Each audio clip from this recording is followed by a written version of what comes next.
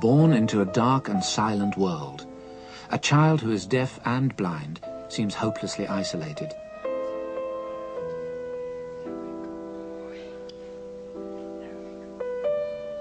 Although she may have a normally active and relentlessly inquisitive mind, the deaf-blind child can only explore the world through her senses of touch, taste, and smell. How much can a child come to understand of the world through these senses alone? How can she ever learn to communicate with those around her? How can she ever achieve full independence? It's all too easy for the sighted and hearing to assume that psychological development is somehow fundamentally connected with the distant senses of sight and hearing. The severity of their condition has meant that these rare children have been of enormous concern to psychologists for a long time. However, early in this century, these children were of particular interest to the pioneer psychologists serving the new Soviet Union.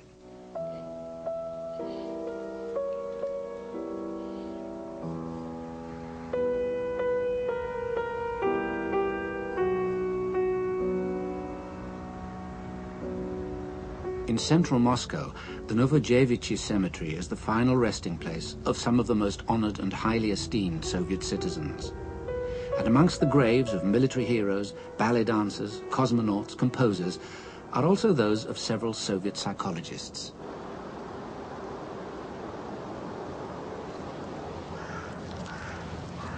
Tanya Vasilyeva is a psychologist working today in the tradition of one of them.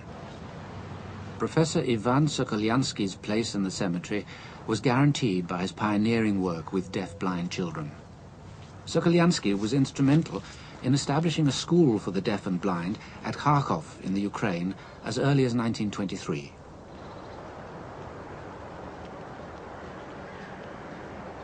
The new theories developed by Soviet psychologists like Lev Vygotsky had their roots buried deeply within philosophical Marxism. To the Soviet psychologists, the absence of senses, even sight and sound, needn't prevent development. Normal development should be possible, but only if the right social and educational conditions were to be provided. Sokolyansky, working in the same intellectual tradition as Vygotsky, shared that unshakable faith in the power of education to realize human potential.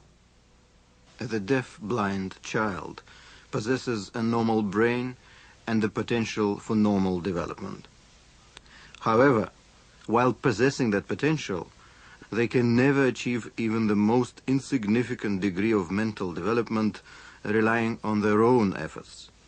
Without special instruction, such a child remains a mental cripple for the whole of their life.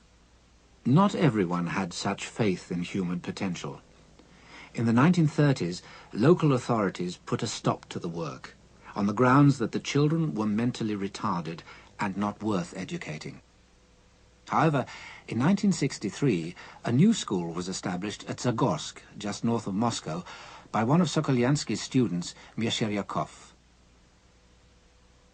Psychologists from the Moscow Institute of Defectology were given total responsibility for every aspect of the new school: the design of the curriculum, the development of teaching methods, and the assessment of children's progress.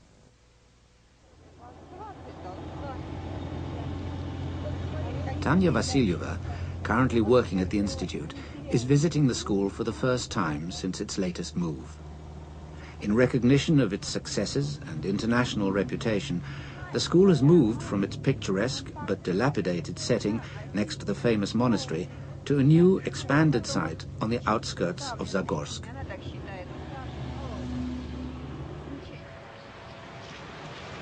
The teachers at the school have gradually assumed more responsibility for the running of the school and for organizing the education of the children.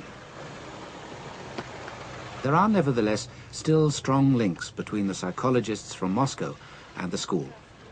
And today, Tanya has come to begin the long and complex assessment process with some of the new children. This is still an important part of the Institute's role. The new school has almost doubled in size. It is home for around 100 children. And the school no longer limits its intake to the totally deaf and blind. Although all the children in the school have visual and auditory impairment, many have some residual sight and hearing.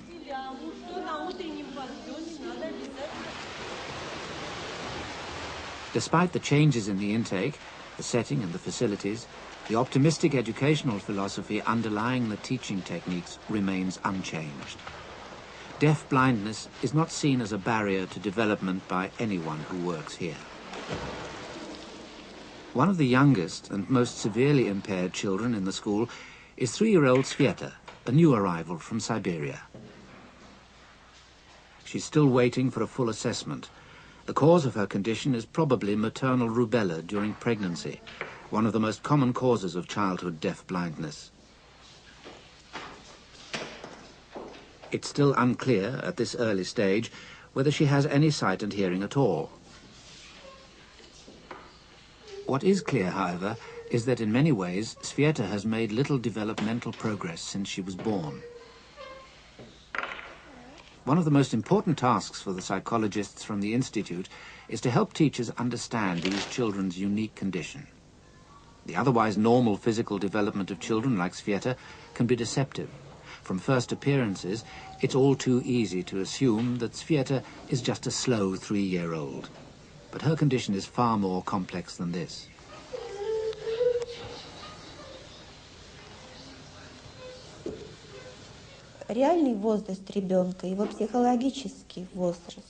We should distinguish between the real physical age of a child and the psychological age of a child.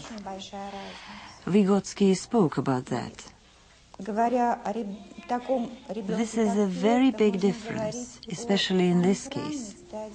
Talking about a child like Sveta, one should compare her development with the early developmental stages of a normal baby. When a baby is just making its first contacts with the outside world and the objects in it.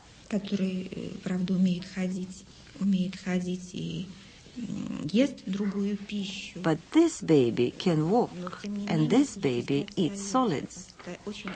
But nevertheless, she's perhaps far behind the development of a 4, 5, or 6-month-old. A complete assessment of Sveta's condition will take months to carry out. A major problem for the psychologists is finding assessment techniques that will distinguish children with purely sensory problems from those with additional mental impairment. Maternal rubella can cause both. If she has no mental impairment, if her impairment is only sensory, there is hope that she will make enormous progress. But the key problem is to find ways of helping her forward. One clue to a solution lies in the fact that after initial observations, Tanya believes that Sveta does have some limited sight. She is really just at the very beginning of the process of development. And it's going to be very important to find ways to help her concentrate her residual sight. And then perhaps we'll be able to coordinate her hands and sight, and you can go on from there. That will be a great result. This process of coordinating Sveta's sight and motor abilities is intended to mirror those developmental processes seen in a newborn child. But unlike a sighted and hearing infant, Sveta hasn't made, and won't make, progress without additional and specialized help.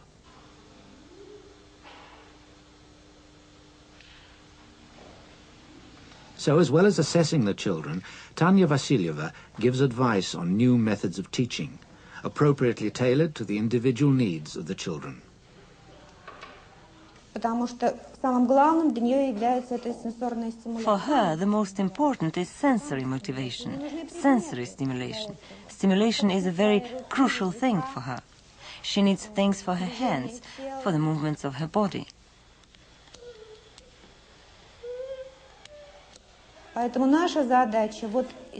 Our main job is to take into account the level of her development, find some ways of stimulating her using bright objects, using movement.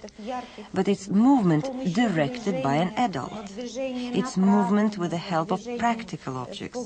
And she's at the very beginning of that process.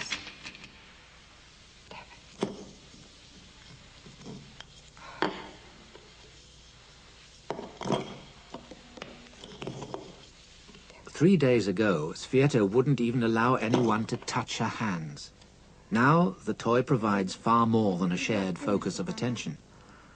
The bright lights from the Christmas tree maintain Sveta's interest.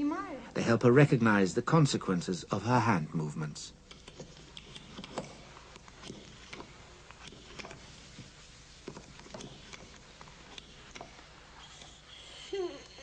The children's first few years at the school are dominated by organized sleeping and feeding schedules.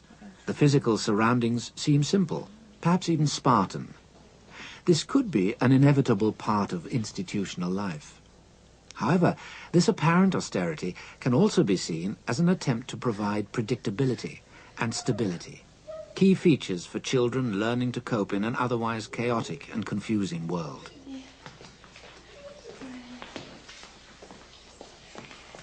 But the development of these children to full independence will depend on them being able to communicate, the next crucial stage in the teaching process.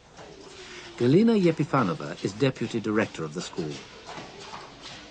Когда у детей более сложные формы поражения зрения и слуха, when kids have severe sensory losses of hearing and sight, much attention should be paid, especially at the primary stages, to teach them joint activities shared between teacher and child.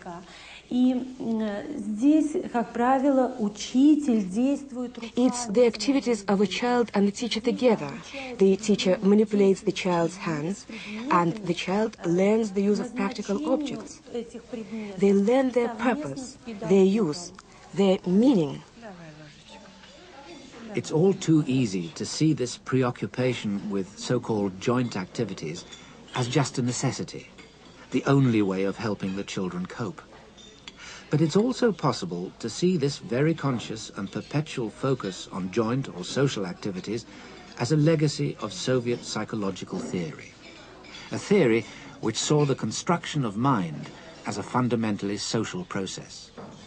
A theory which placed language, communication, and social interaction at the center of development.